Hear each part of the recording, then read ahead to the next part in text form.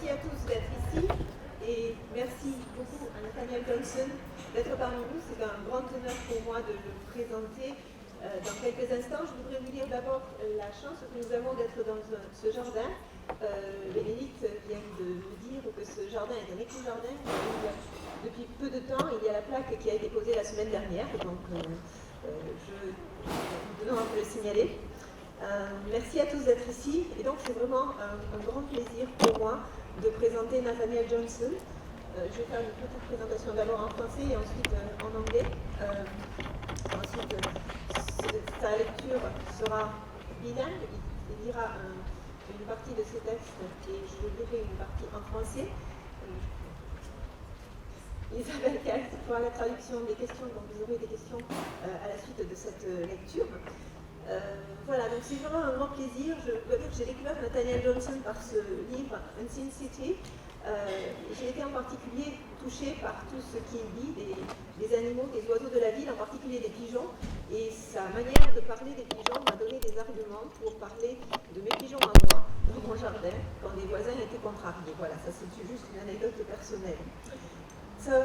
Nathaniel Johnson est le rédacteur principal du magazine environnemental Twist. Il est aussi l'auteur de 2 livres, All Natural, qui a été publié en 2013, et Unseen City en 2016. Il a écrit des articles pour Harper's, This American Life et New York Magazine. Il a grandi à Nevada City, en Californie, une ville de la ruée vers l'or, au pied des montagnes de la Sierra, entourée de rivières. Après avoir travaillé comme moniteur de rafting, il s'est rendu en Alaska pour y faire du canot. En quittant l'université, il a trouvé un premier emploi en tant qu'écrivain pour un journal local dans le sud de l'Idaho. Durant les années passées dans cette région, il a côtoyé l'industrie de la betterave à sucre et les réservoirs de lisier au quotidien, ce qui lui a inspiré de s'intéresser à la nourriture et à l'élevage dans ses écrits. Il vit actuellement à Berkeley, en Californie, avec sa femme et leurs 2 filles, que vous avez peut-être aperçues. So I said that it's a great honor to introduce Nathaniel Johnson, who is here for this exceptional conference. You are in an exceptional garden as well, since it is an eco-garden. The place to signal this, to mention this, was placed last week. So this is a great fortune to be here. I discovered Nathaniel Johnson with his book, Unseen City, and it was a great help for me to take care of my own pigeon and to explain to my neighbors why birds were also important in the city. So this is a personal help he gave me without knowing it. Well, so Nathaniel Johnson is the senior writer for the environmental magazine Grist and the author of 2 books, All Natural, published in 2013, and Unseen City, published in 2016. He has written pieces for Harper's, This American Life, and New York Magazine. Johnson grew up in Nevada City, California, a gold rush town in the Sierra foothills, surrounded by rivers. He started working as a raft guide on these rivers.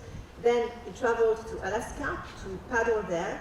His first job out of college was in southern Idaho, writing for a local newspaper. The years in Idaho brought him into daily contact with sugar beets and animal waste lagoons, which has inspired his writing on food and farming. Now he lives in Berkeley, California, with his wife and 2 daughters, who are somewhere here.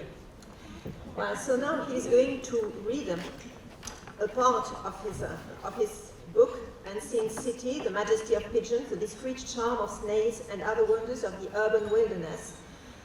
En français, La ville invisible, la majesté des pigeons, le charme discret des escargots et autres merveilles du sauvage urbain. So, I'm going to...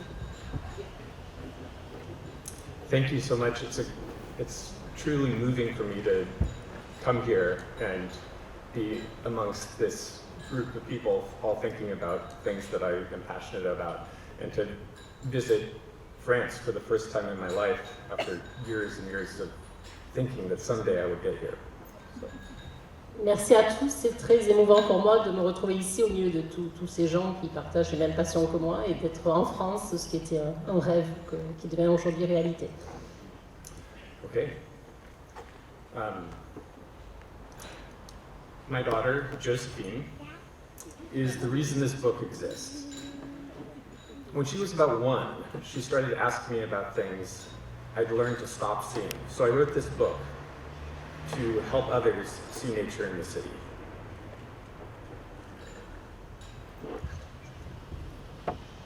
C'est grâce à ma fille Joséphine que ce livre existe. Quand elle avait près d'1 an, elle se mit à me poser des questions concernant des choses que j'avais apprises à ne plus voir. Alors j'ai écrit ce livre, pour aider les autres à voir la nature en ville.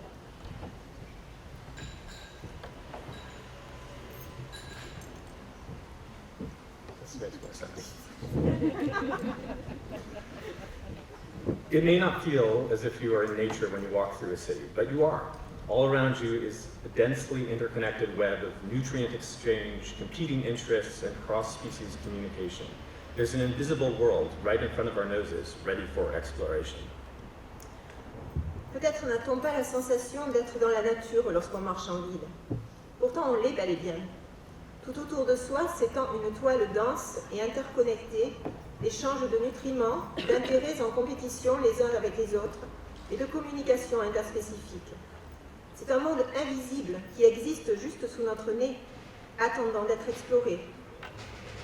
When I started writing about the creatures that inhabit my neighborhood, my goal was to find the richness and complexity in what I previously had thought of were nondescript city blocks.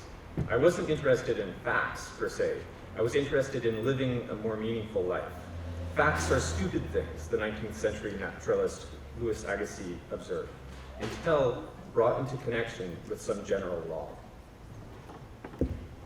Lorsque j'ai commencé à écrire au sujet des formes de vie qui peuplent le quartier où j'habite, mon but était de découvrir la richesse et la complexité de ce que je prenais jusqu'alors pour des rues citadines quelconques. Les faits concrets ne m'intéressaient guère en eux-mêmes. Je cherchais à donner davantage de sens à ma vie. Les faits restent stupides, disait le naturaliste du XIXe siècle Louis Agassiz, tant qu'on ne les a pas reliés à une loi plus générale. I focused on just a few plants and animals, all synanthropes, the species that thrive alongside humans. Specifically, the synanthropes that are so ubiquitous that they become invisible.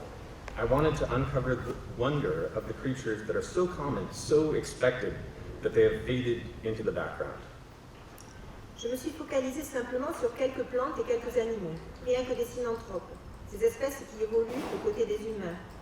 Surtout ces synanthropes tellement omniprésents qu'ils en sont devenus invisibles.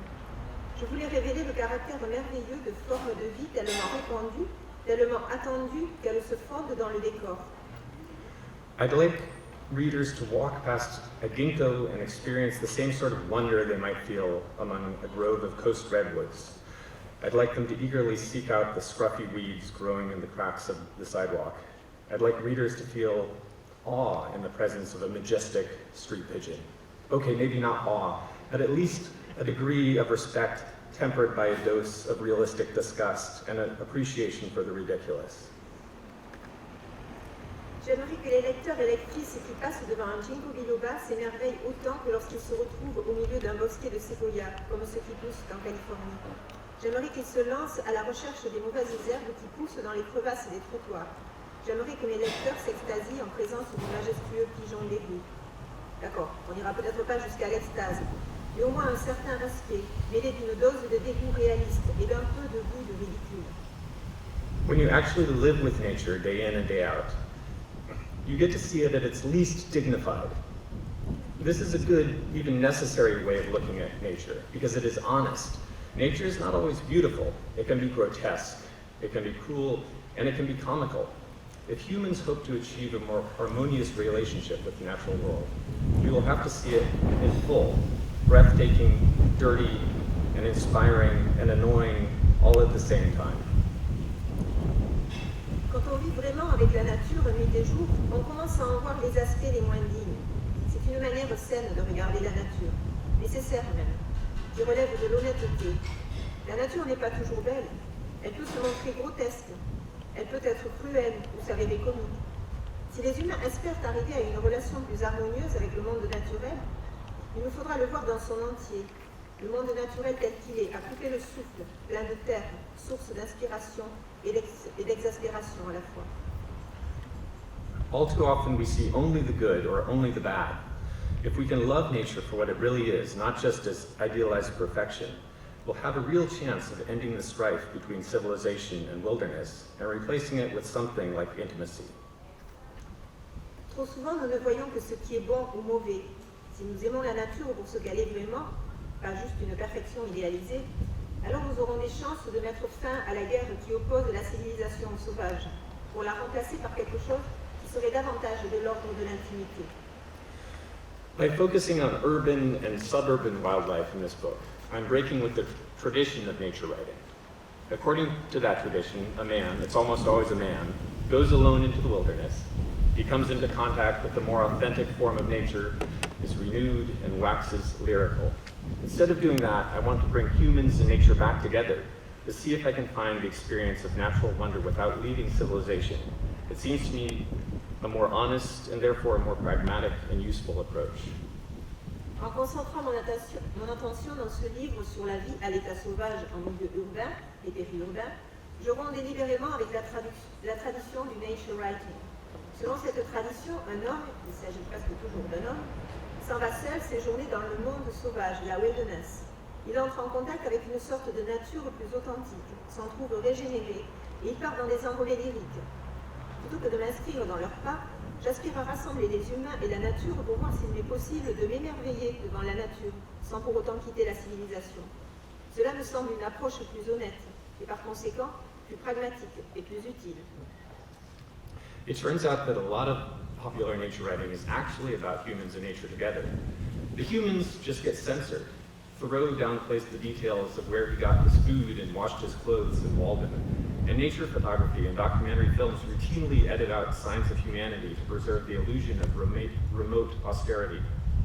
This tradition is so strong that when Annie Dillard wrote her famous book, Pilgrim at Tinker Creek, she decided she had better not mention the surrounding suburban roads and houses. She worried that being a woman was already a strike against her, so she thought that she should do her best to shoehorn her book to fit the other expectations of the genre. In reality, she was simply strolling around her town with her eyes open. Years later, she told an interviewer, "I was fascinated because it was just a stupid little suburban neighborhood, but the animals don't care. They don't care a bit, and I would always see interesting animals around." Il s'avère qu'une large part de cette littérature de la nature la plus célèbre porte en fait sur des humains qui coévoluent avec la nature. C'est juste que les humains se sont fait censurer. Dans Walden, Thoreau a escamoté les détails consistant de faire disparaître les traces signalant la présence des humains, afin de préserver l'illusion d'une nature austère et hors de portée. Cette tradition est tellement ancrée que lorsque Annie Dillard écrivit son célèbre Pilgrim at Tinker Creek, pèlerinage à Tinker Creek, elle décida qu'il valait mieux ne pas mentionner les maisons et les routes périurbaines des banlieues tout autour. Elle redoutait que le fait d'être une femme lui portât déjà préjudice. Alors elle se dit qu'elle ferait mieux de s'efforcer au maximum de tailler son livre pour le rendre conforme aux autres attentes qui collent au genre du nature writing. En réalité, elle a passé son temps à simplement se promener dans sa petite ville en gardant les yeux ouverts. Des années plus tard, elle confia dans un entretien. J'étais fascinée, car ce n'était rien de plus qu'un stupide petit quartier de banlieue. Et les animaux s'en moquent bien. Ça leur est parfaitement égal. Il y avait toujours des bêtes intéressantes à voir. I believe we can stop pretending now. It's time to give up the pretense that you have to leave home to truly experience nature. That you can find nature only in those untouched places where you can go for days without meeting people. J'estime qu'il est temps d'arrêter de faire semblant. Cesser de prétendre qu'il faut partir de chez soi pour véritablement faire l'expérience de la nature. Que celle-ci ne peut se trouver que dans des endroits protégés de tout contact, où l'on peut passer des jours entiers sans rencontrer personne. This is a book of domestic nature writing.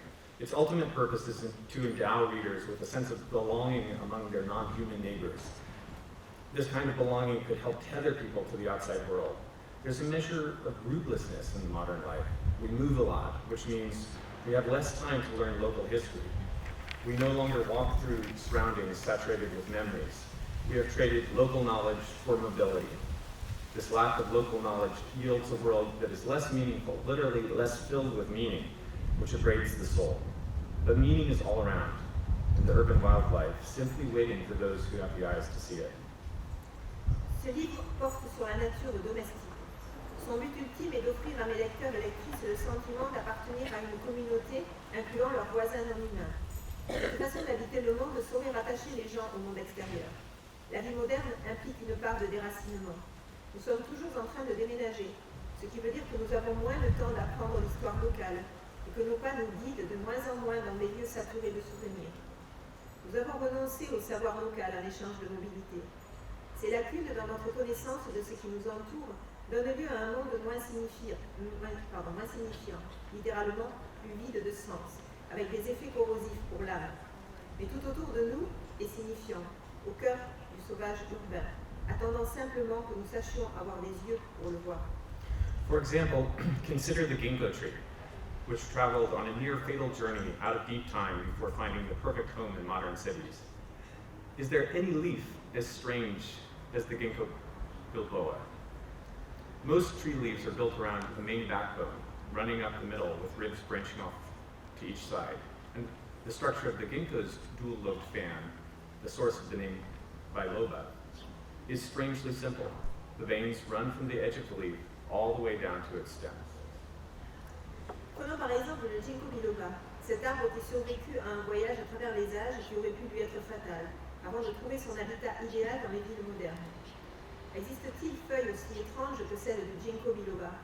La plupart des feuilles sont structurées autour d'une colonne vertébrale qui la parcourt par le milieu, avec des côtes qui s'embranchent de part et d'autre. La structure en éventail à deux lobes de ginkgo, d'où le nom de biloba, est étrangement simple.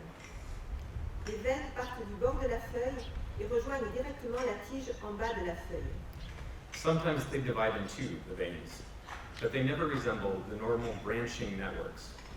If we were built the same way, a capillary in your little finger would run directly back to your heart rather than connecting to a nearby artery. In fact, the ginkgo's leaf design is unique among seed-bearing plants. Il arrive qu'une veine se sépare en deux, mais jamais elle ne ressemble au caneux veineux habituel. Si nous étions construits pareil, un capillaire irait de votre auriculaire à votre cœur sans être connecté à une artère plus proche. Il se trouve que le dessin de la feuille du ginkgo est unique parmi les plantes qui donnent des graines. Some 100 million years ago, leaves like this shaded dinosaurs on every continent. The ginkgo trees that grow in our towns are virtually identical to the ginkgos that began to appear 200 million years ago. The golden age of the ginkgo family, Ginkgophyta, technically a whole division of plant life, was the Cretaceous, which lasted from 140 million to 80 million years ago. Il y a environ 100 millions d'années, de telles feuilles offraient de l'ombre aux dinosaures sur tous les continents. Les ginkgos qui poussent dans nos villes sont pratiquement identiques à ceux qui firent leur première apparition il y a 200 millions d'années. L'âge d'or de la famille du ginkgo, les ginkgophytes, toute une division de végétaux d'un point de vue technique, fut le Crétacé, qui débuta il y a 140 millions d'années et prit fin il y a 80 millions d'années. Evolutionarily, ginkgophytes are between ferns and modern flowering plants. The pollen of almost every other plant is passive. It floats around, and if a grain ends up in just the right place, in just the right flower, it can deliver its payload of genes. Ginkgo pollen, by contrast, is active. Once it lands on a female plant's seed cone, it opens up and releases sperm that swims using their thousands of filaments arranged in spirals. I find it astounding that something so stationary, a tree, can produce a mobile creature that rides the wind out into the world and then scrambles to the finish line to spread its DNA. Imagine if evolution had scaled this up and trees made little walking body parts to carry and bury their seeds. D'un point de vue évolutif, les ginkgophytes se situent entre la fougère et les plantes à fleurs modernes. Le pollen de presque toutes les autres plantes est passif. Il flotte dans les airs et il faut qu'un grain de pollen atterrisse pile au bon endroit, dans la bonne fleur, pour qu'il puisse activer sa charge utile de gènes. Le pollen de ginkgo, par contraste, est actif. Une fois qu'il a atterri sur le cône à graines de la plante femelle, il s'ouvre et relâche des spermatozoïdes qui nagent à l'aide de milliers de filaments arrangés en spirale. Je trouve stupéfiant de penser qu'une chose aussi stationnaire, un arbre, soit capable de produire une créature mobile qui enfourche le vent pour aller explorer le monde, puis rampe jusqu'à la ligne d'arrivée pour répandre son ADN. Imaginez, si l'évolution avait atteint le niveau au-dessus et si les arbres produisaient des petites parties de leur corps capables de marcher pour aller enterrer leurs graines. Ginkgophytes thrived in a warmer, wetter time when the poles were temperate regions and now extinct monsters browsed among the trees. As botanist Peter Crane puts it, Several different kinds of ginkgo-like trees watched our ancestors transform from reptiles to mammals. Les ginkgophytes ont prospéré en des temps plus humides et plus chauds, à l'époque où les pôles formaient des régions tempérées et où des monstres aujourd'hui disparus venaient brouter au milieu des arbres. Comme le relate le botaniste Peter Crane, plusieurs sortes d'arbres qui ressemblent au ginkgo ont assisté à la transformation de nos ancêtres de reptiles en mammifères. The ginkgo-phytes couldn't keep up with the changing planet. The world transformed dramatically 65 million years ago when an asteroid slammed into what is now the Yucatan Peninsula. The debris it threw up into the atmosphere blocked the sun, making the Earth colder. The dinosaurs died, and so did many relatives of the ginkgo. Les ginkgophytes ne surent s'adapter à la planète changeante. Le monde connut un bouleversement dramatique il y a 65 millions d'années, lorsqu'un astéroïde s'écrasa sur ce qu'on appelle aujourd'hui la péninsule du Yucatan. Les débris projetés dans l'atmosphère bloquèrent la lumière du soleil, entraînant le refroidissement de la Terre. Les dinosaures périrent, ainsi que de nombreux parents de ginkgo. The Oligocene was rough for ginkgos too, and they disappeared from the poles. In the Miocene, they finally abandoned North America, and then they died out in Europe during the Pliocene. Finally, after every one of the tree's relatives died off, only a few protected valleys in China harbored ginkgos. If we were similarly orphaned, it would mean that the planet would have lost all the creatures in which we have some flicker of commonality. All apes and monkeys, all dogs and whales and bears, and all the rest of the mammals, and all frogs and lizards and birds, all creatures having a central nerve cord like our spinal cord, including many invertebrates like sea squirts. L'Oligocène fut ardu pour les ginkgos également, qui disparurent des deux pôles. Au cours du Miocène, ils abandonnèrent l'Amérique du Nord, puis s'éteignirent en Europe au cours du Pliocène. En fin de compte, après que tous les parents de cet arbre se furent éteints, seules quelques vallées protégées de la Chine abritaient encore des ginkgos. Si nous étions orphelins comme eux, cela signifierait que la planète aurait perdu tous les êtres vivants chez qui l'on constate le moindre lien de parenté avec nous. Tous les gorilles et les singes, petits et grands, tous les chiens, les baleines et les ours, et tous les autres mammifères, toutes les grenouilles et les lézards et les oiseaux, toutes les formes de vie avec un cordon nerveux central, tel notre colonne vertébrale, y compris de nombreux invertébrés comme les ascidies. Our closest remaining relatives would be things like starfish. If you can imagine a world in which we were the sole living representative of the phylum Chordata, then you can understand the isolation of the ginkgo. Nos parents les plus proches encore en vie seraient des créatures telles que les étoiles de mer.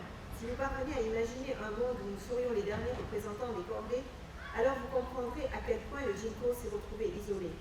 It's tough for anachronisms like this to survive because the symbiotic alliances they've made, such as the ones oaks have made with squirrels, fall apart as their friends go extinct.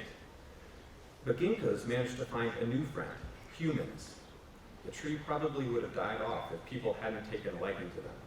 People have been nurturing ginkgos for at least 2,000 years.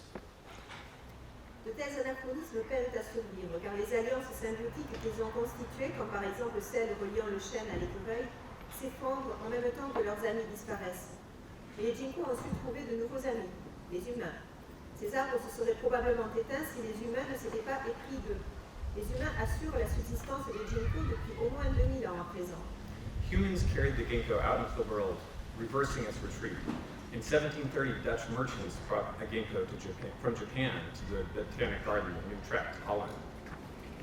People were eager to plant this unusual tree. From there, the species traveled to England, and then in 1784 to Philadelphia. Les humains ont fait voyager le ginkgo à travers le monde, inversant le recul qu'il avait connu. En l'an 1730, des marchands hollandais transportèrent un ginkgo du Japon au jardin botanique d'Utrecht, aux Pays-Bas. Les gens avaient hâte de planter cet arbre hors du commun. À partir de là, l'espèce atteignit l'Angleterre, puis en 1784, finit par arriver jusqu'à Philadelphie. It seemed there was no place for ginkgo-phytes in the as the age of dinosaurs became the age of mammals. But now, oddly, ginkgos find themselves uniquely suited to the age of humans. They are resistant to pollution and disease. They are famously resilient in the face of urban abuses. A ginkgo less than a kilometer from ground zero survived the nuclear blast at Hiroshima, though the shrine behind it was flattened. They prosper in the sticky heat of New Orleans and the cold winter of Montreal. On aurait pu croire que les ginkgophytes étaient voués à l'extinction du temps où les dinosaures cédèrent la place aux mammifères. Mais à présent, étrangement, les ginkgos s'avèrent singulièrement adaptés à l'âge des humains. Ils savent résister à la pollution et aux maladies. Ils sont connus pour leur résilience en milieu urbain. Un ginkgo qui se trouvait à moins d'1 kilomètre du point zéro à Hiroshima survécut à l'explosion nucléaire alors que le temple juste derrière fut anéanti. Il prospère dans la chaleur moite de la Nouvelle-Orléans et les hivers rudes de Montréal. They prefer good soil but can grow well in a square of dirt between concrete slabs. They thrive in partial shade, which is what you get in the presence of tall buildings. By clinging to life for millions of years, these trees have landed in an era offering a new ecological niche, the city, for which they are perfectly adapted. Ils préfèrent une terre riche, mais poussent néanmoins comme il faut dans un carré de terre entre deux dalles de béton. Ils s'épanouissent dans des endroits mi-ombragés, ce qu'on obtient en présence de grands immeubles. En s'accrochant à la vie depuis des millions d'années, ces arbres ont atterri dans une nouvelle ère qui leur offre une niche écologique nouvelle, la vie, pour laquelle ils sont parfaitement adaptés. Ginkgos produce seeds, which are an important part of Chinese cuisine, and there are many things to eat in the urban wilderness. Les ginkgos produisent des graines qui occupent une place importante dans la cuisine chinoise.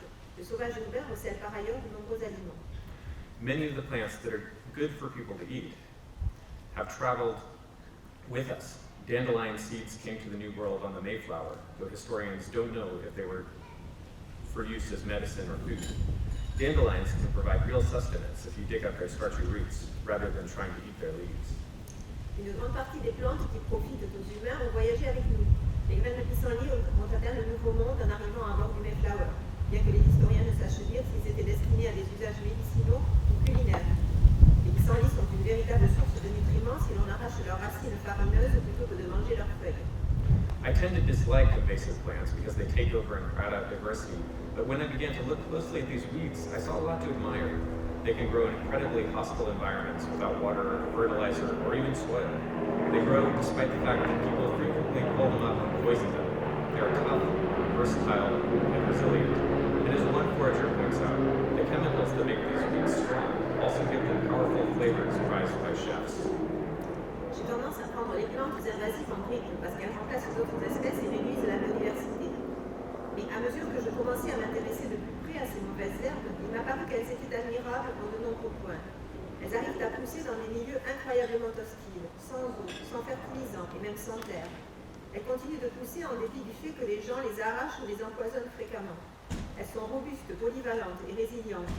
Et comme le souligne un glaneur urbain, la composition chimique de ces plantes qui participent de leur robustesse leur donne aussi ces puissants arômes prisés des chefs. There's something about these flavorful plants that seems to improve the health of the people who eat them. These phytochemicals are mysterious because many of them are poisons produced by plants to defend against being eaten. But the theory is that because humans evolved eating low doses of these toxins, we need them. They trigger a stress response, much like exercise does, and give your system a workout. Ces plantes douteuses ont quelque chose en elles qui semble améliorer la santé de ceux qui les consomment. Ces agents phytochimiques restent un mystère car nombre d'entre eux sont en fait des poisons fabriqués par les plantes pour se défendre contre d'éventuels prédateurs. Et l'hypothèse stipule que puisque les humains ont évolué en mangeant ces toxines à petite dose, nous en avons à présent besoin. Celles-ci génèrent une réaction de stress, un peu comme la pratique d'un sport, et c'est un bon exercice physique pour notre organisme. Eating weeds has allowed me to engage in the natural world in a new way. I chew and peppering nasturtium leaves on my way to work. When I'm making a sandwich and realize we're out of greens, I just go outside and pick some. I pluck unfamiliar plants and take them home for identification. Manger les herbes m'a permis d'entrer en relation avec le monde naturel de façon nouvelle. Je mâche des feuilles poivrées de nasturtium sur le chemin du travail. Lorsque je prépare un sandwich et me rends compte que nous sommes à court de légumes verts, alors je sors en cueillir. Je glane des plantes que je ne connais pas et je les ramène chez moi pour les identifier. When Josephine learned which species she could eat, this knowledge worked transformative magic upon her. At mealtime, she normally rejects anything green, but she'll happily sample what she gathers. As a passive recipient of food, there's no incentive for her to eat anything but the most pleasing flavors. But when she seeks out her own food, it produces a pronounced shift in cognition. If I serve her something unfamiliar, she acts as if I'm trying to poison her. When she's sampling wild leaves, on the other hand, she grows intensely contemplative, pondering the challenging new flavors. Lorsque Joséphine apprit que les espèces étaient bonnes à manger, ce fut un savoir qui opéra en elle une transformation magique. Au moment des repas, elle refuse normalement tout ce qui est vert. Mais en revanche, elle se régale de goûter tout ce qu'elle récolte. Quand elle reçoit passivement la nourriture qu'on lui donne, il y a peu d'incitation pour elle à aller au-delà de ses goûts préférés. Mais lorsqu'elle se lance à la recherche de sa propre nourriture, il se passe quelque chose de radicalement différent sur le plan cognitif. Si je lui sers une plante qu'elle ne connaît pas, elle fait toujours croire que je cherche à l'empoisonner. Quand elle goûte des feuilles sauvages, alors là, elle entre dans une contemplation profonde, méditant sur ces nouveaux parfums qui la déstabilisent. I suspect it's true for all of us, not just toddlers. It's as much human nature to resist novelty when someone else is trying to force it on us, as it is to open ourselves to novelty when we are seeking it for ourselves. J'imagine que c'est sans doute vrai pour tout le monde, pas juste pour les enfants. C'est typique de la nature humaine de résister à la nouveauté quand quelqu'un d'autre essaie de nous l'imposer, tout autant que d'y être ouvert lorsque l'on part soi-même à la découverte. Once your brain registers that there's food out there, your brain starts interacting with the environment in a different way, the forager Philip Stark told me. What was once just a green jumble in every unmown verge began to come into focus as soon as I had good reason to pay attention to these weeds. Une fois que le cerveau a compris que la nourriture se trouvait en abondance à l'extérieur, alors il se met à interagir différemment avec son environnement, me dit un jour le planeur urbain Philip Stark.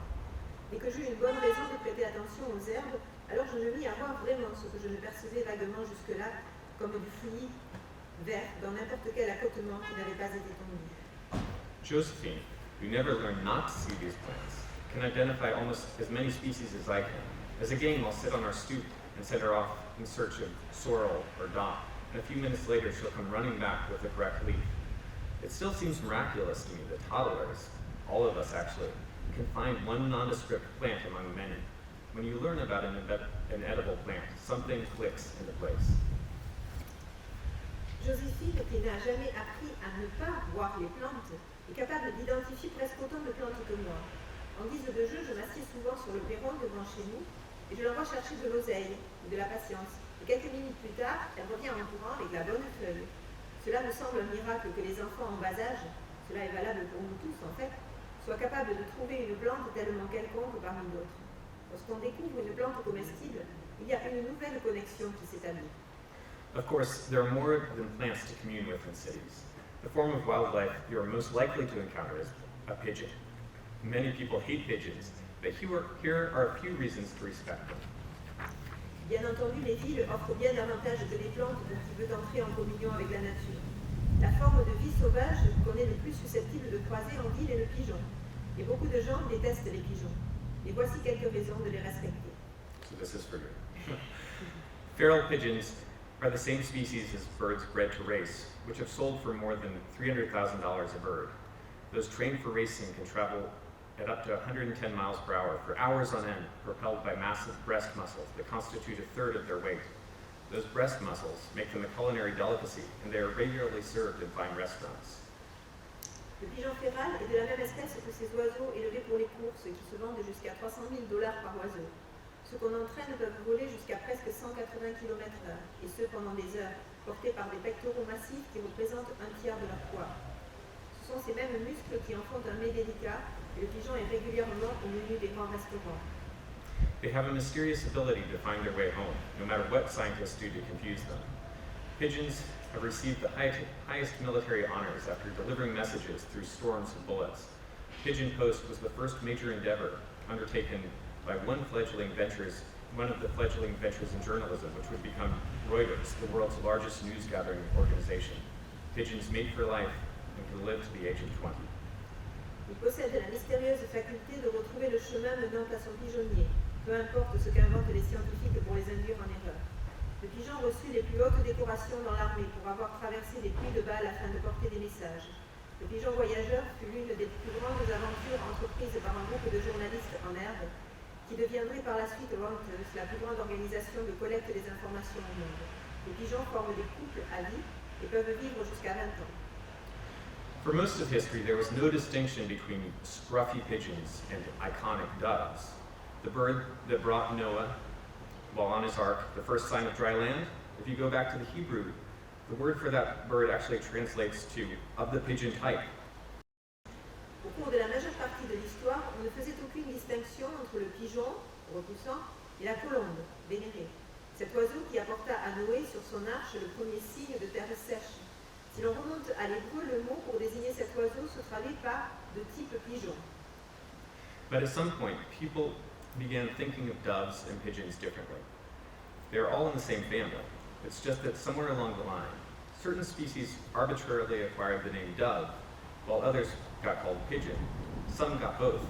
Columba columbus has been called both a ring dove and a wood pigeon. Mais à un moment, les gens se sont mis à considérer que les pigeons et les colombes appartenaient à deux espèces différentes. Ils sont toutes de la même famille. C'est simplement qu'à un moment, au cours de l'histoire, certaines espèces ont acquis de façon arbitraire le nom commun de colombe, alors que d'autres furent appelées pigeons. Certains prétendent que c'est Shakespeare qui a entériné cette distinction entre le pigeon et la colombe. Dans l'œuvre de Shakespeare, les pigeons jouent toujours un rôle fonctionnel, alors que le rôle des colombes reste à un niveau symbolique. Some say it was Shakespeare that solidified the division between pigeons and doves. In Shakespeare's work, pigeons always play a functional role, while the parts for doves are consistently symbolic. The dove is equated with peace, modesty, patience, love, and other ideals. The pigeon usually just shows up on the dinner plate. The dove is metaphoric, the pigeon is mundane. Donc, dans l'œuvre de Shakespeare, les pigeons jouent toujours un rôle fonctionnel, alors que le rôle des colombes reste à un niveau symbolique. La colombe est associée à la paix, la modestie, la patience, l'amour et autres nobles idéaux. Le pigeon se contente habituellement de faire son entrée dans nos assiettes. La colombe est métaphorique, le pigeon mondain, et cette séparation perdure. And this division has stuck. Dove is pleasant enough title to grace chocolate bars and soap, while pigeon has no marketing appeal. Imagine if John the Baptist had said he saw the Holy Spirit descending to Jesus like a pigeon. Dove, la colombe en anglais, est un titre qui sied de façon plaisante à des barres de chocolat ou de savon, tandis que le pigeon possède peu de pouvoir de séduction pour le marketing. Imaginez, si Jean le Baptiste avait raconté qu'il avait vu l'Esprit Saint descendre du ciel pour venir à Jésus, semblable à un pigeon. But if you're interested in getting past the marketing appeal, past the flash and dazzle of meanings that we've imposed upon nature, and instead simply seeing nature, the pigeon is a great place to start.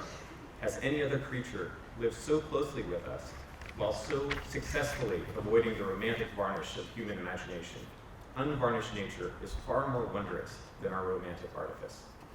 Mais si vous souhaitez dépasser la question du pouvoir commercial, aller au-delà des significations éblouissantes que nous avons imposées à la nature, et si vous souhaitez plutôt et simplement voir la nature, le pigeon offre un bon point de départ. Existe-t-il autre être vivant si proche de nous tout en arrivant à ce point à ne pas se laisser engluer dans le vernis romantique de l'imagination humaine? La nature, débarrassée de son vernis, est bien plus merveilleuse que tout artifice romantique. I've been talking about unblinding ourselves to nature, but that's a limited metaphor because it concerns only the eyes, and of course we can listen to the natural world as well as we can see it.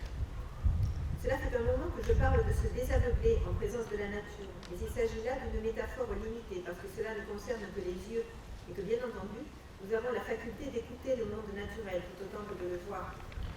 One of the first people to realize that animals were listening to the songs of other species and adjusting their own songs to accommodate them was the musician Bernie Krause. Krause was recording in Kenya's Masai Mara National Reserve, and he noticed that each animal seemed to fit into its own place in the audio spectrum.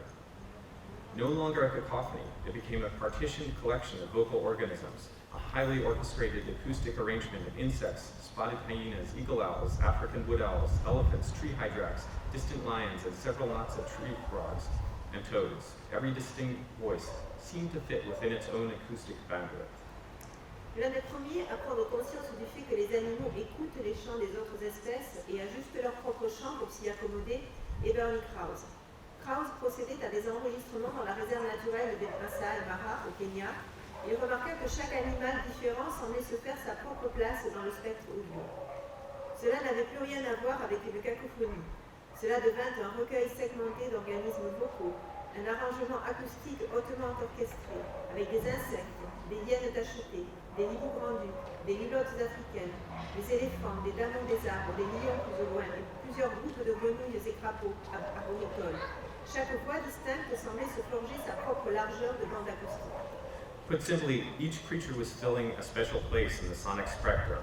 Some of them at the higher registers, others the lower. If this were a visual phenomenon rather than auditory, every species' song would have been a different color in the rainbow, each one stacked above the next. Pour le dire simplement, chaque être vivant occupait une place spéciale sur le spectre sonique. Pour certains, les fréquences les plus hautes, pour d'autres les plus basses. S'il s'était agi d'un phénomène visuel plutôt qu'auditif, la chanson de chacune des espèces en présence aurait été d'une couleur de l'arc-en-ciel différente, empilées les unes sur les autres. Lorsque Krause tira un spectrogramme visuel de ces enregistrements, cela ressemblait pour lui à une partition musicale. Chaque animal occupait sa propre piste, de façon à ne pas se superposer à l'autre, ni se laisser distordre par les sons émis par les autres. When Krauss printed out a visual spectrogram of his recording, it looked to him like musical notation. Each animal fit into its own track, where it wouldn't overlap and be muddied by the sounds of another. In a very real way, the animals were an orchestra. Each instrument made itself heard by producing a different set of frequencies. The elephants were the bass cellos, the hyenas the oboes, the hydraxes the clarinets, the insects the violins, and the bats the piccolos over the top. De façon tout à fait réelle, les animaux formaient un orchestre. Chaque instrument se faisait entendre en produisant des signaux acoustiques à des hauteurs de fréquences différentes. Les éléphants étaient les violoncelles, les hyènes les hautbois, les insectes les violons et les chauves-souris les piccolos sur les plus hautes fréquences. But you don't need to travel to the African bush to hear the symphony. If you pay attention, you can hear it from your bedroom window. The birdsong expert, John Young, teaches his students to listen for the emotion and intent behind the song. Mais il est inutile d'aller jusque dans la brousse africaine pour entendre une telle symphonie. En prêtant l'oreille, on l'entend de sa chambre à coucher. L'expert en chant d'oiseaux John Young enseigne à ses étudiants comment se tenir à l'écoute de l'émotion et de l'intention qui se cache derrière la chanson. You've already done this, he points out, if you've ever listened to someone singing in a language you don't understand. Listening to Spanish, Italian, or German opera, you, like me, may have no idea what the words of a particular aria mean. But you don't need this knowledge to understand the feeling they convey. You can tell if it's a song of pleasure, jubilation, triumph, or tragedy. C'est quelque chose qu'on a tous fait, précise-t-il, à partir du moment où l'on a tous déjà écouté quelqu'un chanter dans une langue que l'on ne comprend pas. À écouter de l'opéra espagnol, italien ou allemand, il se peut que, comme moi, vous n'ayez pas la moindre idée de ce que signifient les mots dans un air d'opéra bien particulier. Et ce savoir n'est pas nécessaire pour comprendre l'émotion qu'ils transmettent. On sait dire s'il s'agit d'une chanson de plaisir, de jubilation, de triomphe ou encore une tragédie. I found that if I focused on the birdsong, I could easily hear singing and scolding, and perhaps most revealing of all, silence. While reading Young's book, I couldn't help but begin to notice bird noises outside my window, peeps and chirps. Je m'aperçus qu'en me concentrant sur le chant d'un oiseau, je l'entendais clairement, qui chantait et réprimandait. Par ailleurs, et c'était sans doute le plus révélateur de tous les paysages sonores, j'entendais le silence. En lisant les travaux de Young, je ne pouvais m'empêcher de remarquer les bruits d'oiseaux à ma fenêtre, des pépiments et des piaulements. It was a warm winter day, so I went out to the backyard to sit in the sun. As I was reading, monitoring the birdsong around me, with a sliver of my attention, the chirping ceased. It was a subtle change, one I wouldn't have noticed normally. The other sounds still continued. Of course, the cars passing, the shots of children at a nearby playground, but the underlying fabric of birdsong had disappeared, like a tablecloth, whisked away from under the place settings with such delicacy that I would have missed it if I hadn't been listening for it. C'était par une douce journée d'hiver. Alors j'allais m'asseoir au soleil dans le jardin comme je lisais tout en gardant une fine touche d'attention portée au chant d'oiseaux autour de moi. Les pépiments cessèrent. Le changement était subtil, tant et si bien que je ne l'aurais pas remarqué d'ordinaire. Les autres bruits continuèrent, bien entendu. La circulation des voitures, les cris des enfants venant du parc le plus proche. Mais la texture sous-jacente constituée par les chants d'oiseaux s'était volatilisée, comme une nappe qu'on aurait retirée de sous les settes de table, d'un geste si furtif et délicat que cela m'aurait échappé si je n'avais pas eu l'oreille tendue à son endroit. I climbed the steps to my back door and stood on my toes to look over the fence. There were about a dozen students walking east on the greenway that borders my house. They were holding hands, forming a cordon that swept across the park. I felt a shiver of triumph. The birds had told me something. Something was happening, and I had been ready to hear. Je grimpai les marches menant à la porte à l'arrière du jardin et me hissai sur la pointe des pieds pour jeter un œil par-dessus la palissade. Une douzaine d'élèves qui marchaient vers l'est sur la trame verte qui longe ma maison. Ils se tenaient par la main, formant un cordon qui traversait le parc de long en large. J'eus un léger frémissement de triomphe. Les oiseaux m'avaient informé qu'il se tramait quelque chose et j'avais su me tenir à l'écoute. Young's method for learning bird language is simple. Find a spot and go there every day to watch and listen to birds. As you learn bird language, a new world is supposed to open to you. Young tells a story of a teenager who calls Jack, who immediately tired of his lessons. La méthode recommandée par Young pour apprendre le langage des oiseaux est simple. Il faut commencer par choisir un endroit et s'y rendre tous les jours pour observer et écouter les oiseaux. Au fur et à mesure qu'on apprend le langage des oiseaux, c'est tout un monde nouveau qui est censé s'ouvrir. Young raconte l'histoire d'un adolescent qu'il appelle Jack, qui se fatigua très vite de ses leçons. After sitting alone in his spot, Jack told Young that there weren't any birds around. But over the course of the school year, Young writes, no birds became a few birds, which morphed into some little noisy brown birds, and then into flocks of little black and white ones that stayed in the trees, and other birds I couldn't really see. Après avoir passé du temps assis seul dans l'endroit qu'il avait choisi, Jack rapporta à Young qu'il n'y avait pas d'oiseaux alentour. Et au fil de l'année, écrit Young, aucun oiseau devint quelques oiseaux qui se transformèrent en de petits oiseaux marrons et bruyants, puis des nuées de petits oiseaux noirs et blancs qui restent perchés dans les arbres, et d'autres oiseaux difficiles à bien voir. One day, Jack announced that he'd seen some Pacific wrens, those little noisy brown birds, and some chickadees in the trees, the little black and white ones. Then the Pacific wren seemed upset because another Pacific wren came close to this one's favorite stump. Un jour, Jack annonça qu'il avait vu des troglodytes mignons, ces petits oiseaux marrons et bruyants, et quelques mésanges dans les arbres, ces petits oiseaux noirs et blancs. Puis le troglodyte mignon avait l'air mécontent parce qu'un autre s'était approché de sa souche préférée. In one sense, this was a modest change. Jack learned the names of a couple of species and came to understand what they were doing. But in another sense, he gained a superpower. He went from not seeing anything to recognizing individual birds and perceiving the invisible outlines of their territories. Dans un sens, il s'agissait là d'un changement modeste. Jack apprit le nom de quelques espèces et se mit à comprendre ce qu'elles faisaient. Mais par ailleurs, il acquit un super pouvoir. Lui qui ne voyait d'abord rien, apprit à reconnaître des oiseaux spécifiques et à percevoir les limites invisibles de leur territoire. This isn't useful by normal measures to humans. It's not going to make Jack money or get him a girlfriend. But it does provide a sense of place. What's true of other people is also true of places. To know deeply is to love more. To know the secrets of a place, to read it on many levels, and to sense the vastness of the unknown is, I think, the key to love. Cela ne sert pas à grand-chose selon la mesure standard des choses du monde humain. Cela ne lui vaudra ni argent ni petit ami, et cela lui procure en revanche un sens des lieux. Ce qui vaut pour les gens vaut également pour les lieux. Connaître en profondeur, c'est aimer davantage. Connaître les secrets d'un lieu, savoir l'interpréter sur plusieurs plans et appréhender combien est vaste ce qui nous dépasse, c'est, je crois, la clé de l'amour. So what does all of this mean? Well, in my experience, studying the natural world around me was pleasant, but also revolutionary. Qu'est-ce que tout cela veut dire?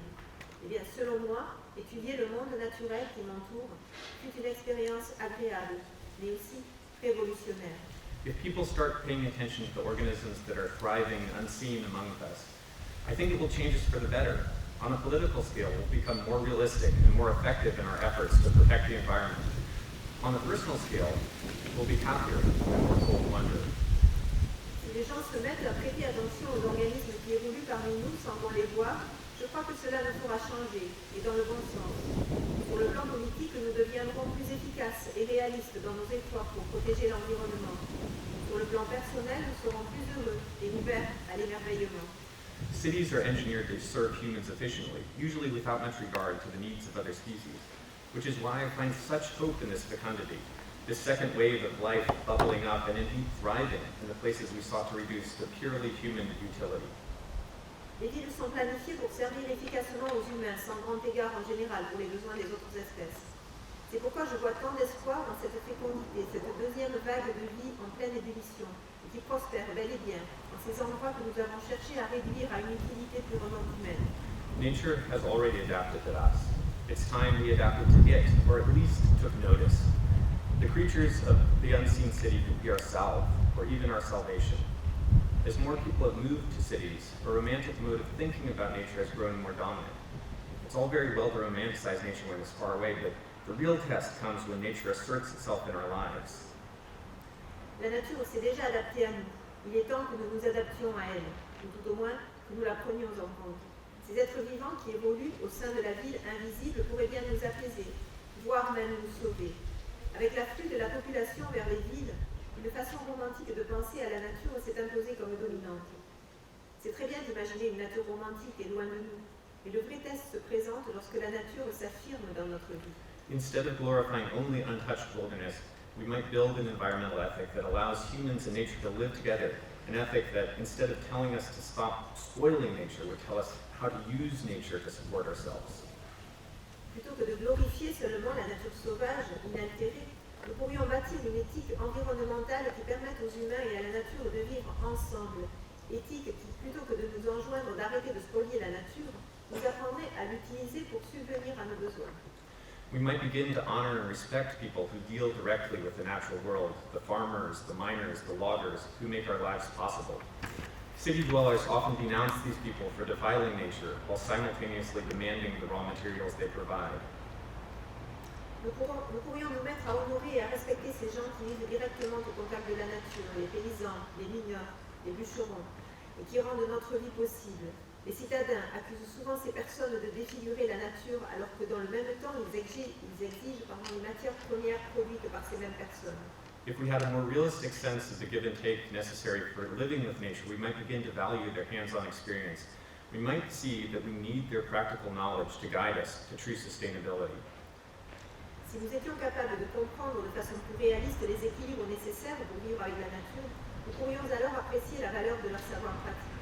Peut-être nous rendrions-nous compte du besoin que nous avons de leur connaissance du monde concret pour nous conduire vers un mode de vie réellement durable.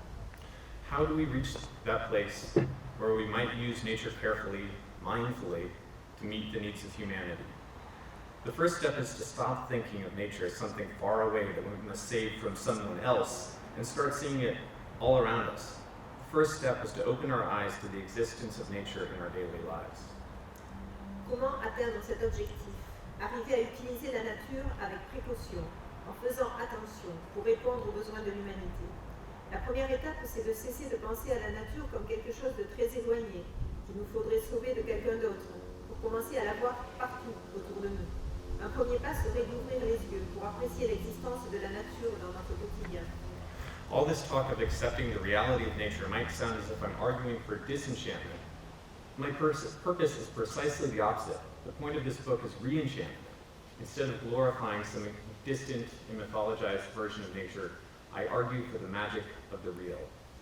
À m'entendre parler de la réalité de la nature, certains pourraient croire que je défends ici l'idée d'un désenchantement. Mon but est précisément l'inverse.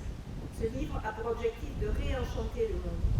Plutôt que de glorifier une version distante et mythique de la nature, je défends la magie du réel. It only makes sense that my daughter inspired this project. It is clear to a child that we live in a world full of magic. As we grow older, tedium and laziness erode this sense of wonder. We get used to things. We stop seeing them. Il est tout à fait logique que ce soit ma fille qui ait inspiré ce projet. Il est très clair pour les enfants que nous vivons dans un monde plein de magie. Au fur et à mesure que nous grandissons, la routine et la paresse érodent notre capacité à l'émerveillement. Nous nous habituons aux choses. Nous cessons de les voir.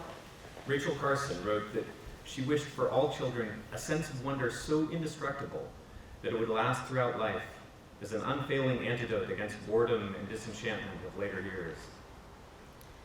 Rachel Carson a écrit qu'elle souhaitait à tous les enfants une capacité à l'émerveillement tellement indestructible qu'elle durerait toute leur vie, leur servant d'antidote infaillible à l'ennui et au désenchantement qui viennent au fil de l'âge.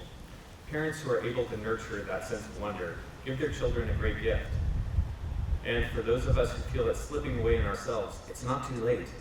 The cure is simply to watch the natural world closely and patiently until your eyes burn through the scrim hung by your expectations and you catch sight of something wholly unexpected. Les parents qui parviennent à nourrir ce sens de l'émerveillement font un cadeau précieux à leurs enfants. Et pour ceux d'entre nous qui avons la sensation qu'elle nous échappe peu à peu, il n'est pas trop tard. Le remède consiste simplement à observer de près le monde naturel et faire preuve de patience, à adopter un regard capable de faire brûler le filtre imposé sur le monde par nos attentes, jusqu'à nous révéler quelque chose de totalement inattendu.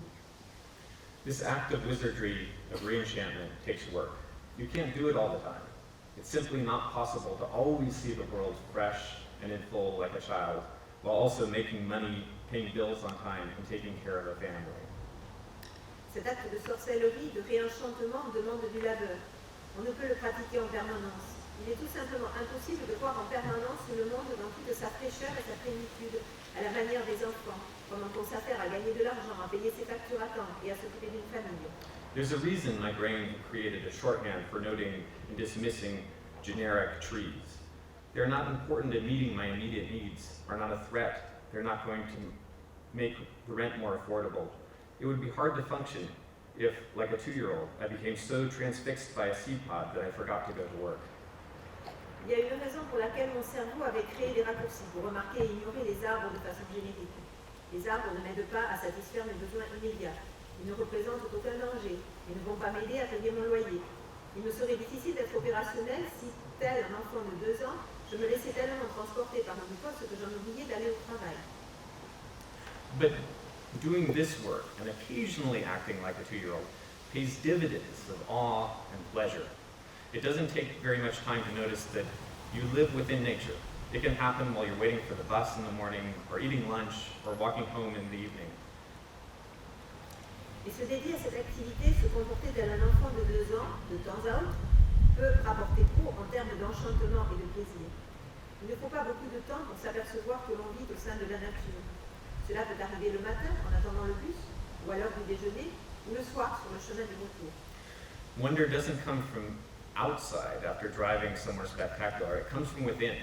It's the union of the natural world and the mind prepared to receive it. L'émerveillement ne vient pas du dehors, au cours d'une excursion en voiture spectaculaire, mais de l'intérieur.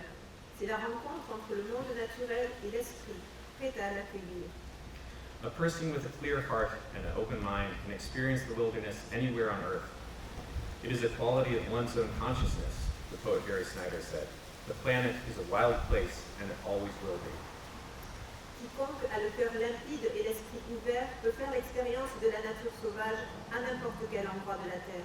C'est une qualité propre à la conscience, affirme le poète Gary Snyder. La planète est un endroit sauvage et le restera toujours. If we come to love nature not only when it is rare and beautiful, but also when it is commonplace and even annoying, I believe it will heal the great wound of our species, our self-imposed isolation from the rest of life, our loneliness for nature. Si nous parvenons un jour à aimer la nature, pas seulement quand elle est rare et magnifique, mais aussi quand elle est commune et agaçante, je crois que cela serait susceptible de soigner la grande blessure de notre espèce. Cette séparation du reste du vivant que nous nous sommes imposés à nous-mêmes, notre nostalgie de la nature. We might remember that we are no different from our surroundings. The trees and birds are as much our neighbors as other humans. We might remember that before the land belonged to us, we belonged to it. We could belong again. Peut-être nous souviendrons-nous que nous ne sommes pas distincts de ce qui nous entoure, que les arbres et les oiseaux sont nos voisins, tout autant que les autres humains. Peut-être nous souviendrons-nous qu'avant que la terre ne nous appartienne, c'est nous qui lui appartenons. Alors saurons-nous de nouveau habiter le monde. Thank you.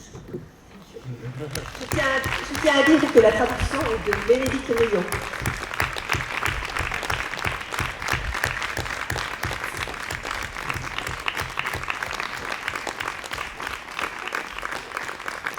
And thank you to the people enduring nature beating down on them from above.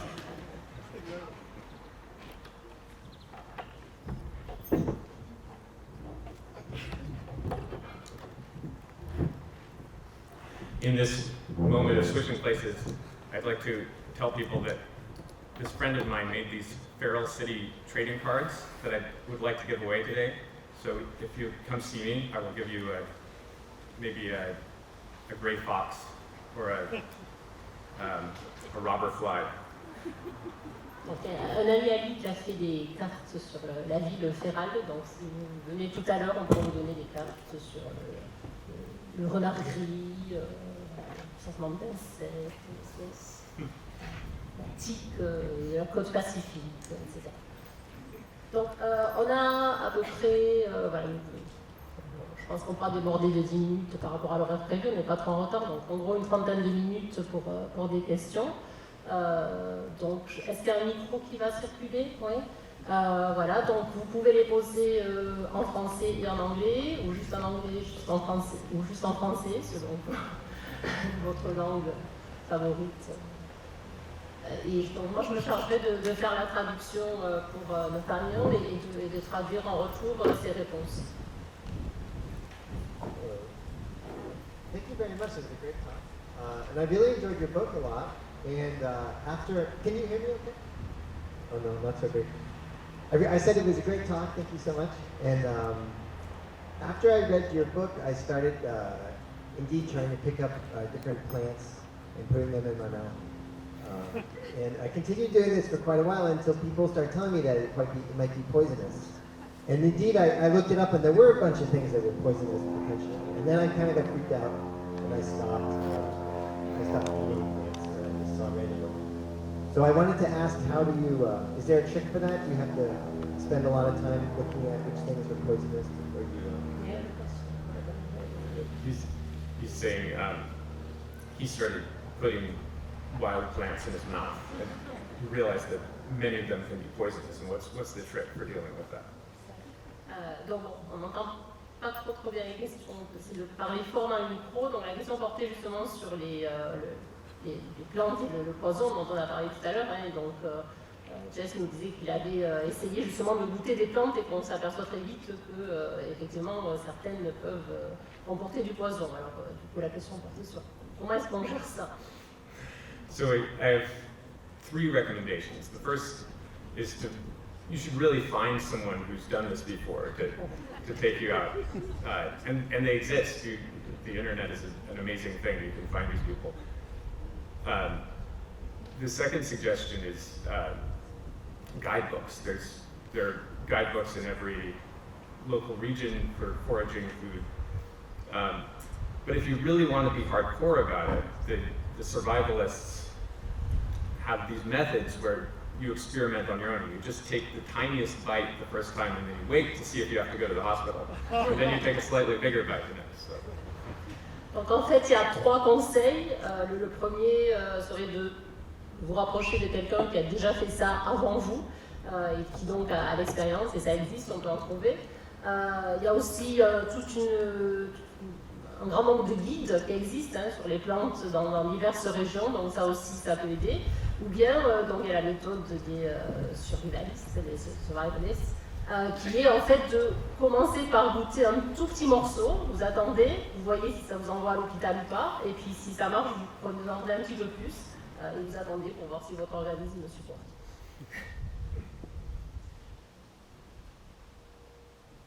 Just add a little. You forgot something important. Watch the birds and watch the animals. They teach us. Il y a le 4e, c'est observer les oiseaux et les animaux. Alors, parfois, c'est ce qu'il peut manger, ça indique que c'est pas toxique. Voilà. So in English, it was about possibly one answer to the previous question would be to just look at animals around us and see what they eat and do not eat, and that might be a clue.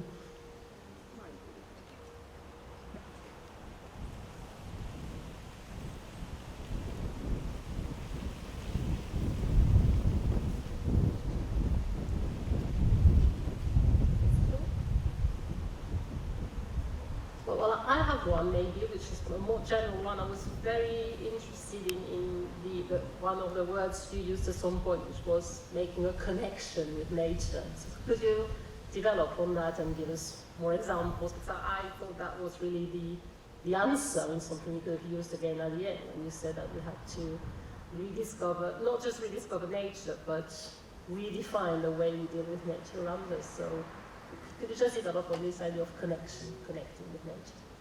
Yeah, I'm trying to. Ma question, une question peut-être plus, qui portait plus sur le contenu, l'aspect précis du contenu de ce qui a été dit, c'était quand on a parlé de connexion avec la nature à un moment donné, et il m'a semblé que ce terme pouvait constituer une sorte de fil directeur à la réflexion qui était menée dans cet ouvrage. Et donc je demandais à Nathanaël de revenir un petit peu sur cette idée de connexion et de comment on peut effectivement redéfinir ce qu'il appelait à la fin de sa présentation, redéfinir notre relation avec la nature. I think that there's probably another book to be written about that question. That's a great question. But the thing I just say quickly is that there are ways in which we are inseparably connected to nature, right? we depend on it for food, for housing, for everything. But in those ways, we tend not to romanticize. We tend not to have the emotional connection. And then there are ways in which we're emotionally connected to nature. When we go up in the mountains, when we go hiking, we see beautiful things, we fall in love with animals. But in those ways, we're not practically connected. And so I'm hoping if we have this misalignment, and so we need those connections to understand that those connections need to exist in both the romantic and the practical worlds. Is that too much? Non, donc il y aura peut-être, il y aurait très probablement tout un autre ouvrage à écrire sur cette idée de lien, de connexion avec la nature. Et en fait, l'idée, c'est que nous sommes inséparables de la nature. Mais en fait, très souvent, on se laisse un peu trop emporter par le côté émotionnel, romantique. Et donc, quand on part faire une excursion dans la nature, par exemple, on est submergé, mais peut-être un peu trop submergé justement par ce genre de sentiments. Et l'idée qu'il souhaiterait développer, c'est que au-delà de cette émotion qu'il faut garder, il faut aussi créer un lien pratique avec la nature et s'apercevoir qu'on a besoin de la nature dans notre vie de tous les jours, et garder cette relation romantique, mais en même temps voir aussi qu'elle peut être et qu'elle doit être pratique.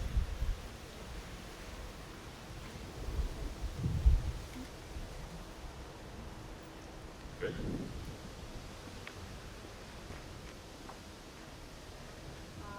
Simply perhaps a stupid question, but what is nature for you? Could you define what is nature for you? Donc, si j'ai bien entendu, la question est tout simplement comment est-ce que vous définiriez la nature? Qu'est-ce que la nature pour vous? No.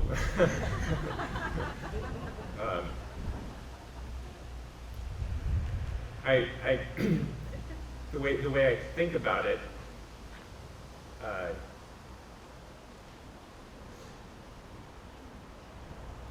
is in contrast to civilization.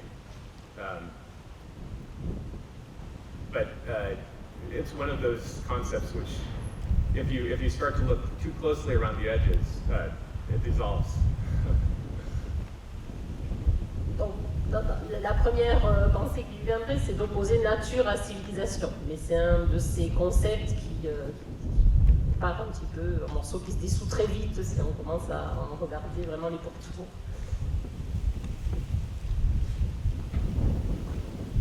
Okay, so this is a question about the title that you chose for your book, which is very close to the title that we chose for this conference, which initially we were thinking about in French, and so we were thinking Sauvage Urbain. And then when we started translating it in the beginning with Margot and Helen, at first I think we were actually talking about urban wilderness. And I cannot tell you now if this was the influence of your book now on the name of this conference or what. But then thinking through, what the wilderness is in terms of another myth about nature that is constructed in the United States, the whole wilderness idea, we decided that to call it urban wildness would be better. So there was a lot of thinking that went into that, what's behind wildness as opposed to wilderness. And I was wondering if you had given much thought to that distinction at all yourself. Because it's really intriguing for a U.S. writer to talk about, right? Urban wilderness is more maybe attention-gripping, and so this is cognitively that it's also very appealing, I guess, to read about what the heck is urban wilderness, because it doesn't make sense, right? Right. Alors, je ne suis pas sûre d'avoir tout entendu, j'ai le vent dans les oreilles, mais donc il me semble que la longue question portait sur la question de la traduction, justement, dont le thème du colloque est le sauvage urbain, et la question s'est posée de comment le traduire en anglais et de ce que recouvrait la notion de wilderness, c'est ça? Yeah. I mean, yes, certainly that contradiction is the friction, the sparks that gave off is what was exciting for me. And I think in some ways, the thing I'm most passionate about in this book and sort of my work in general is trying to fix the the problem we've created with this idea of wilderness. You know, this place that is idealized for a very certain type of person, you know, with money and the right skin color and the right gender to play in, you know, and this person has probably gotten rich because they've extracted from nature. And so is there a way to make that clear without having to say all of that by simply putting these two words together? Yeah. Donc, oui, justement, pour lui, c'est une question tout à fait intéressante hein, de cette friction entre les deux termes urban et wilderness. Et en fait, il s'est demandé justement comment sortir hein, de cette sorte de contradiction qui avait été créée justement par cette idée de la wilderness dans le monde américain et cette idéalisation et ce qu'on pouvait en faire, ce qu'on pouvait en tirer pour justement répondre à ce qui pouvait sembler être une contradiction.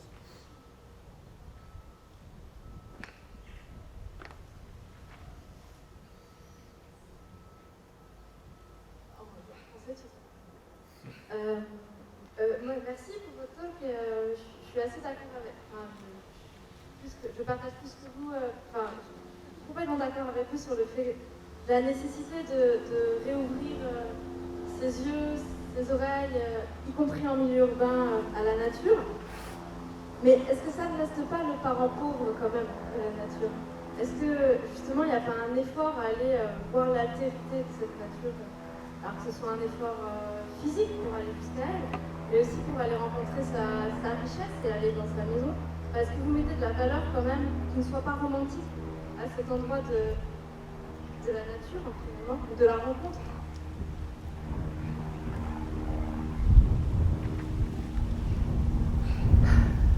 So, for what I heard, the question was about when she was saying that she agreed with you on this process of having to reopen your eyes and ears to nature, but then what you make of the effort you have to make about that.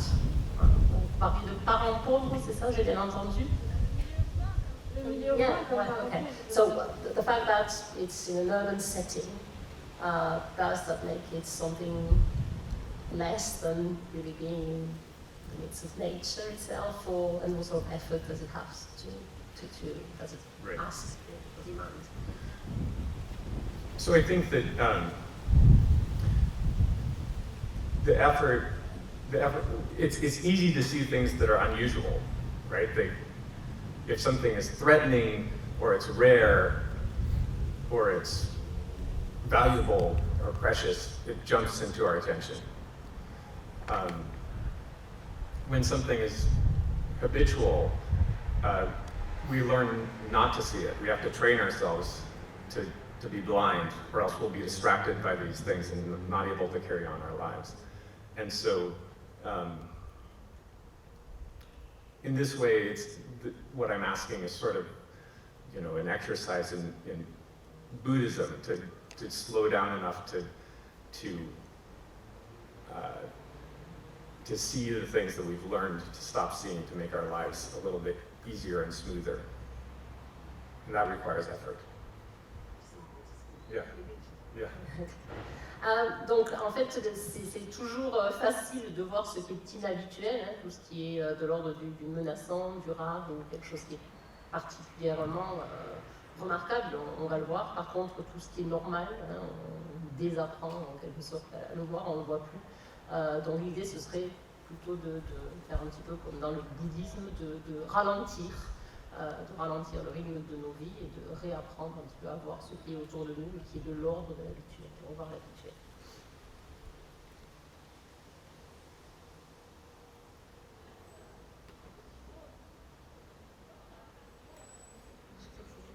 Mais en fait, ma question c'est plutôt si cette nécessité est importante, comment on l'articule? Parce que j'entends que vous dites c'est facile d'aller voir ce qui est rare, mais qui va voir ce qui est rare aujourd'hui? Qui va faire 10 km de randonnée pour aller voir telle espèce d'oiseau? Ce matin, un talk, il y a 5% de naturalistes. Ok, il y a une tradition naturaliste, pour eux c'est facile d'aller voir cette nature exceptionnelle. Mais qui aujourd'hui dans la population urbaine fait ça? Plus personne.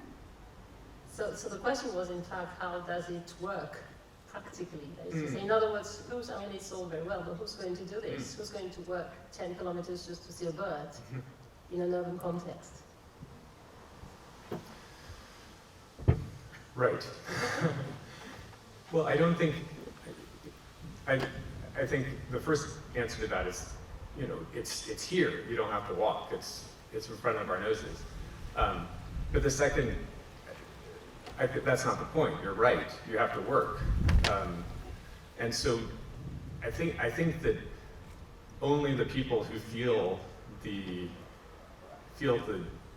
loneliness, who feel something missing from their lives, are the people that will pursue this. And there's this strange way in which the environmentalism is becoming a sort of religion for this new era, and it's up to us to, as we move into that, to define it and figure out what that means, whether it'll be something destructive and authoritarian or something that will be liberating. So for those people who are seeking, they will be interested in the effort. Donc tout d'abord, il ne s'agit pas nécessairement de faire des kilomètres, parce que très souvent, ce genre de choses se trouve juste devant nous. Mais effectivement, ça demande un travail, ça demande un effort. Et en fait, c'est au départ les gens qui vont ressentir un petit peu une sorte de solitude ou un manque, qui vont avoir ce besoin de poursuivre cette quête et de retrouver le naturel. Donc ça devient une sorte de... Voilà, cette ouverture à l'environnement devient presque une sorte de religion, et puis aussi une sorte de réflexion sur ce qu'on veut. Est-ce qu'on veut une sorte de totalitarisme, quelque chose de destructif autour de nous, ou au contraire, est-ce qu'on veut aller vers un mode de vie qui soit plus libérateur? If I can add a little comment, and I don't know if you'll tell me. Can you hear me? Yeah. You'll tell me if you think this, if you agree with what I'll say, but my impression is that you are inscribing yourself in a tradition of nature writing, and you are talking to nature writers, but also the readers of nature writing, and that you are making that very essential question: why has nature writing been stories about nature outside of cities entirely, or why has it pretended to be so when, in fact, oftentimes it was not? And I have to say that I'm extremely grateful you're here, and one of the reasons why you're one of the keynote speakers here is because you're one of the first nature writers to talk about urban nature writing as such. And like I said in the opening yesterday, I think it's extremely telling that the eco-critics, us, eco-poets, people who are supposed to be aware of the pitfalls of opposing nature to culture, of separating them, that all of us together 3 years ago, people came from the United States and from France and from all the countries in the world. The theme of the conference was dwellings of enchantment, writing and re-enchanting the world. The call for papers developed the need for us to re-enchant and wonder how literature, arts, and the ways we think and enter a relationship with nature can be prolonged or translated in nature writing. Nobody, myself included, nobody talked about an urban novel. Everybody talked about dwellings of enchantment out there, outside of nature. And this was the starting point for the second conference, is the fact that even we nature lovers and eco-critics and eco-politicians, most of the time, because probably we've been, at least for the United States people or people who study United States literature, we've been so influenced by that tradition of nature writing that pretends that nature exists outside of cities only, right? That we are the ways we think and even lead our research, carry out our research and choose corpuses for texts is entirely dictated by that wrong association between nature as something that is necessarily and only outside should make her. Merci Déné pour les petites questions. Je te laisse te débrouiller. Je vais la résumer. Donc, si j'oublie quelque chose d'important, tu me reprends. Donc, en fait, la question portait sur le fait que finalement le livre de Nathanaël répond à quelque chose qui est que la tradition de ce qu'on appelle le nature writing, l'écriture de la nature. Surtout dans un contexte américain, en fait, elle a depuis toujours séparé la nature du milieu urbain. Et même quand le milieu urbain, comme on disait tout à l'heure dans la lecture, était supposé être là, on essayait de le faire disparaître ou de l'éluder. Donc, et justement, ce qui fait la spécificité des invités de ce colloque-ci, et de Nathanaël Johnson en particulier, c'est que, en fait, il arrive à quelque chose de nouveau finalement, qui est de continuer cette tradition de nature writing, mais en replaçant dans cette écriture de la nature dans la ville, dans le milieu urbain. Et donc Béné rappelait qu'il y a 3 ans, donc en fait avant ce colloque, il y a eu un premier grand colloque à Perpignan en éco-critique, éco-poétique, qui portait sur le réenchantement du monde, comment réenchanter le monde, et finalement elle déplorait le fait que la plupart des communications, et y compris sa contribution, n'avaient finalement prêté que très très peu, voire pas d'attention à ce que pouvait être justement réenchanter le monde, mais dans un contexte véritablement urbain. Et donc c'est ce que ce colloque-ci, dans le prolongement, tente de faire, et ce que Nathanaël nous aide à faire. Well, I would just say, just to respond to the one of those points, getting back to the idea of effort, nature writing has always been to some degree difficult and about people who are seeking something out of this union of beauty, natural beauty and observation. It's always sort of been a luxury good, and in that way, what I'm doing here is no different. I'm not writing something that I think everyone on the street will read and start a revolution. It's for the same people, I think, that would pick up a book of nature writing and of sort of the traditional, the classic sense, and maybe allow them to cast it in a different frame. Oui, donc pour répondre à ça, Nathanaël nous dit que il repart de cette idée de l'effort finalement que nous demande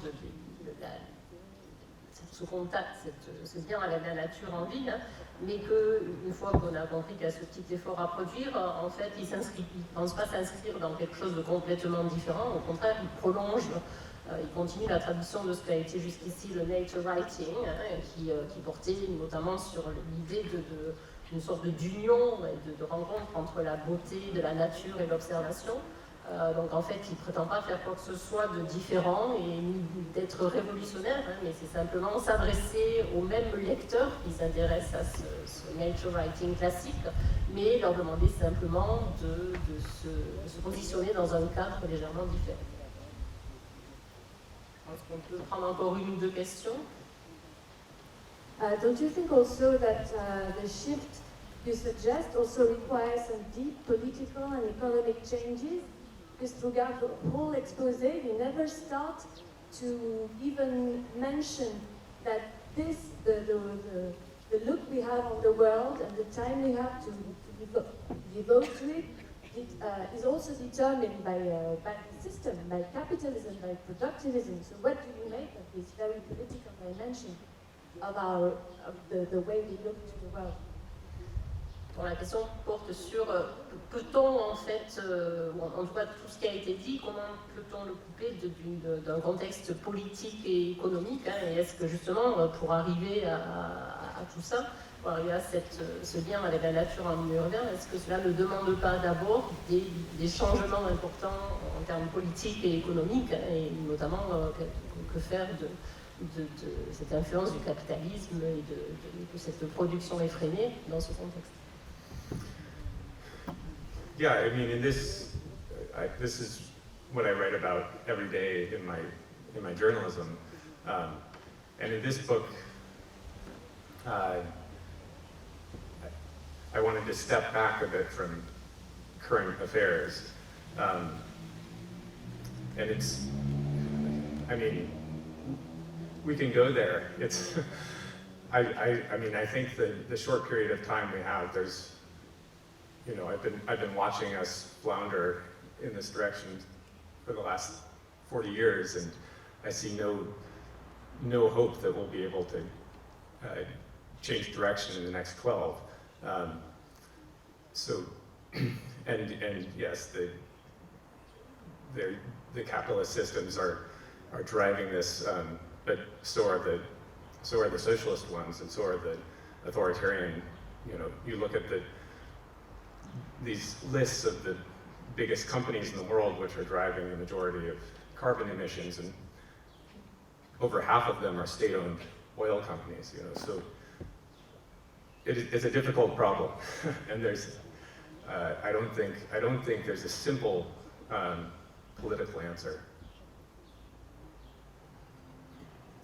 Oui, donc en fait, c'est un sujet dont il parle tous les jours dans son travail de journaliste. Et en fait, ce qu'il a essayé de faire dans l'ouvrage Sin City, c'était justement de se détacher un petit peu de ces questions-là. Parce qu'en fait, bon, il a une vision assez pessimiste sur le fait que, voilà, depuis une quarantaine d'années, il voit quand même le monde se diriger dans la mauvaise direction. Il ne voit toujours pas comment ça pourrait être résolu rapidement et efficacement.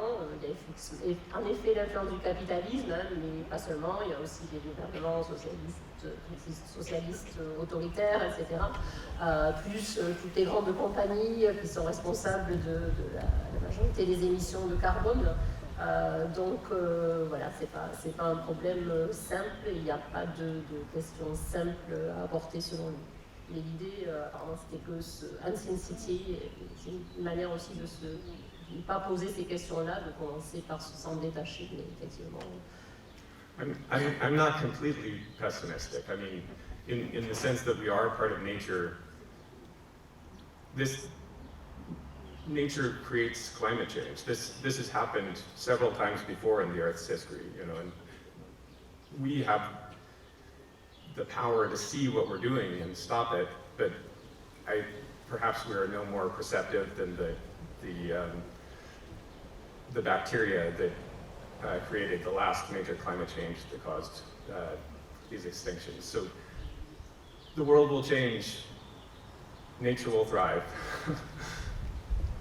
Il n'est quand même pas complètement pessimiste, puisqu'en fait la nature elle-même a généré des changements climatiques, donc effectivement, peut-être qu'on n'a plus le recul nécessaire pour voir vraiment où on va, de la même manière que la dernière bactérie qui a créé le changement climatique précédent, mais il est confiant dans le fait que le monde va changer, mais la nature survivra et continuera à fleurir.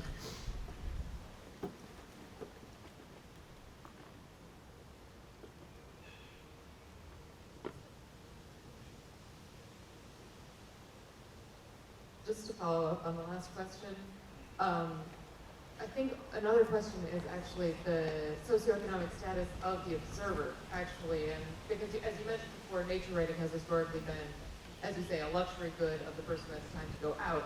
But even inside a city, if we're talking about an exhausted service worker or factory worker or a third shift worker who never sees sunlight, what kind of attention do you see as being able to be brought to nature by these people who are working within the capitalist system? Very little. La question portait sur en fait le statut socio-économique de l'observateur, celui qui observe en ville, puisque ça peut très bien être un travailleur épuisé, etc. Donc du coup, quelles sont ses possibilités pour observer? Yeah, very little. I mean, the opportunity here is to influence people with leisure time, people who are feeling lost and alone and sense of anomie. But for people who are working their fingers to the bone every day, why would they have any interest in this? It doesn't make any sense.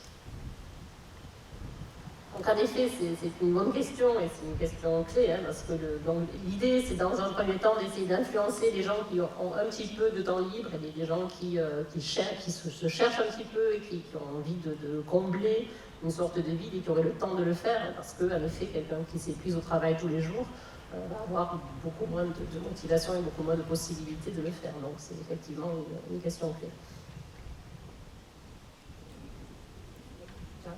Word of conclusion.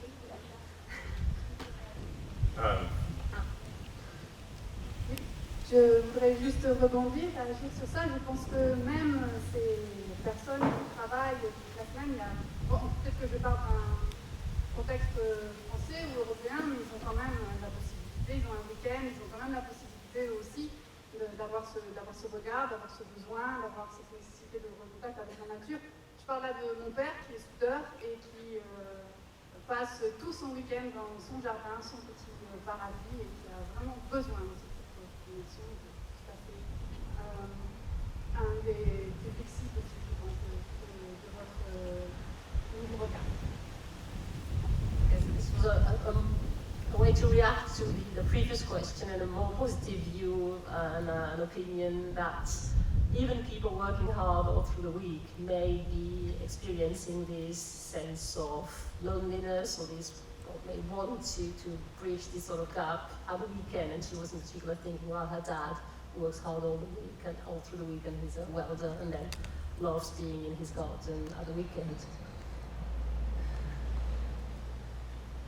More reaction than a question. Yeah. Donc peut-être quelques mots de conclusion. C'est bon, peut-être. Ouais. Thank you so much.